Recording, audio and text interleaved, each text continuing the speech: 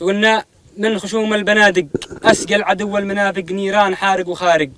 في وسط راسه نصيبه في حربنا صار غارق، قل الذي له مرافق أشبه يلاقي فوارق لابد نجيبه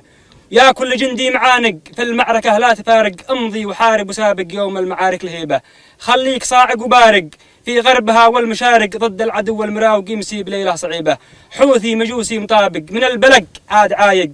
بقنص وسط الحوادق كل يلاقي نصيبه، يا عشت الظل طالق 50 مليون طالق عايش بروس الشواهق ركم الحياة التعيبة. إذن سلمت على